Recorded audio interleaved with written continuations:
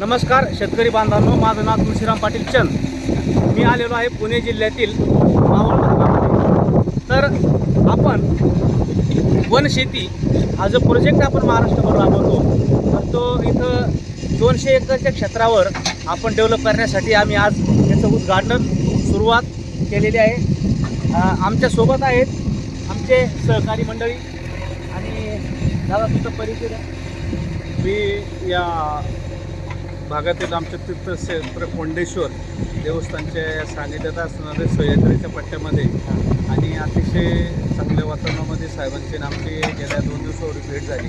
आणि आज ते या ठिकाणी जो प्रोजेक्ट राबवतात अतिशय निसर्गाच्या सान्निध्यामध्ये असणारा आणि जल निस्सारण कशा पद्धतीने होतं आणि देशी आणि वनदेशी औषधे प्रकारचे झाडं की जेणेकरून इथल्या ह्या उपयोगाचे साधने काही औषधं साहेबांनी आम्हाला असं मार्गदर्शन केले की आपण या ठिकाणी झाडं लावणार आहेत, कमीत कमी आपले साधे आजार सुद्धा या ठिकाणी बरे होणार आहेत. म्हणजे आपण सगळ्या पद्धतीने अगदी चांगल्या पद्धतीने त्याच्यामध्ये शिकायकाय असेल, हिरडा असेल तर किंवा मोह असेल, अशा अनेक प्रकारची झाडे या ठिकाणी आपण लावणार आहोत आणि त्याचा नक्कीच फायदा आम्हाला या ठिकाणी करून देणार. बांधवांनो, आपण ज्या काही वनजाती आपल्या नष्ट होण्याच्या मार्गावर आहे, भविष्यातल्या पुढील पिढीला त्या वन औषधी असेल, वन झाडं असतील, ते नामशेष होण्याच्या मार्गावर आहे, ते नामशेष होऊ नये याच्यासाठी इथं आपण हा प्रोजेक्ट राबवतोय. आपण बघू शकता की अशा पद्धतीने आपण नियोजन करतोय, त्याच पद्धतीने असे गड्डे आपण करतोय. आणि ही सगळी हा पूर्ण आपण बघू शकता उंच पहाडी भाग आहे.